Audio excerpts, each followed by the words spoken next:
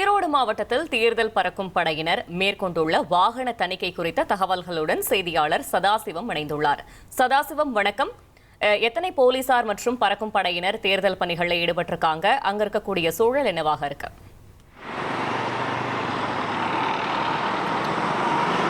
வணக்கம். அதாவது தமிழகத்தில் தேர்தல் விதிமுறைகள் நேற்றைய தினமே அமலுக்கு வந்த நிலையில் ஈரோடு மாவட்டத்தை பொறுத்த வரைக்கும் ஈரோடு மாவட்டம் என்பது 8 சட்டமன்ற தொகுதியிலே உள்ளடக்கியது. இந்த சட்டமன்ற தொகுதியில் 8 சட்டமன்ற தொகுதியில் ஈரோடு மாவட்டத்தில் மொத்தம் 17,40,422 வாக்காளர்கள் இருக்கின்றன. இவர்களில் மொத்தம் ஈரோடு மாவட்டத்தில் 12,000 பேர், அதாவது மத்திய மாநில மற்றும் காவலர் துறை சேர்ந்த 12,000 பேர் தேர்தல் பணியை மேற்கொள்ள இருக்கின்றனர். குறிப்பாக தற்போது நாம் இருக்கக்கூடிய பகுதி என்பது ஈரோடு நாமக்கல் மாவட்டம் இடையே இருக்கக்கூடிய கருங்கல்பளை சோதனை சாவடியில் இருக்கிறோம். இது ஈரோடு மாவட்டம் பொறுத்த வரைக்கும் அதாவது தொழில் நகரமாக பார்க்கப்படுகிறது.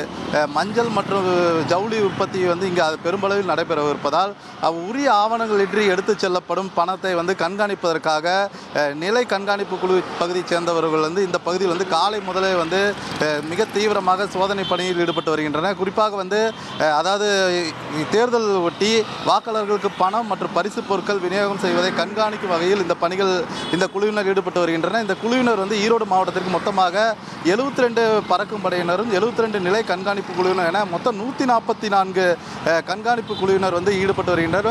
இவர்கள் கார்கள் ஆகட்டும், சரக்கு வாகனம் ஆகட்டும் உள்ளிட்ட இருசக்கர வாகனமே உட்பட நிலை கண்காணிப்பு குழுவினர் தீவிரமாக சோதனை மேற்கொண்டு வருகின்றனர். இந்த தேர்தல் தொடர்பாக நேற்றைய தினம் மாவட்ட ஆட்சியர் செய்தியாளர் சந்தித்த போது ஈரோடு மாவட்டத்தில் மொத்தம் 12,000 பேர் தேர்தல் பணியை மேற்கொள்ள இருப்பதாகவும், அதே போல் அரசியல் கட்சி சார்ந்தவர்கள் மற்றும் வணிகர்கள், ஜவுளி வியாபாரிகளுக்கு சில அறிவுறுத்தல்களை இன்றைய தினம் அறிவுறுத்த இருக்கிறார். அதாவது என்னென்னா, ஒரு 50,000 ரூபாய்க்கு மேலே ஒரு பணத்தை எடுத்து செல்லும் போது அவங்களுக்கு அந்த பணத்துக்கு உரிய ஆவணம் இருக்கணும். இல்லைன்னா பணம் பறிமுதல் செய்து கருவூலத்தில் ஒப்படைக்கப்படும்.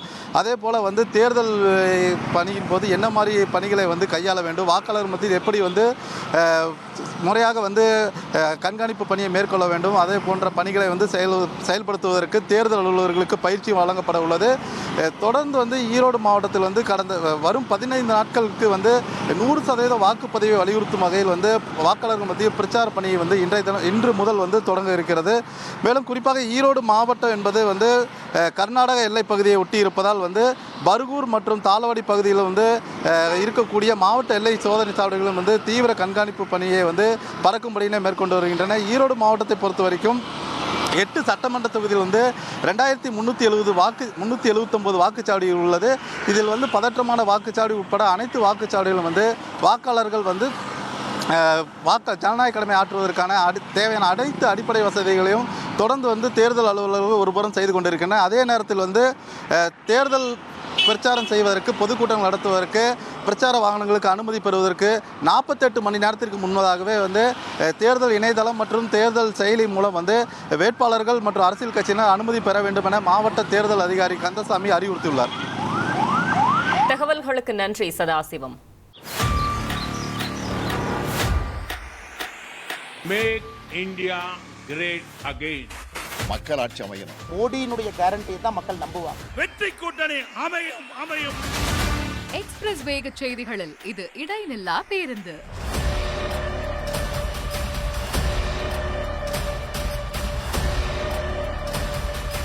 தினமும் காலை 6 முதல் 7 மணி வரை 6 மணி செய்திகள். Break free news.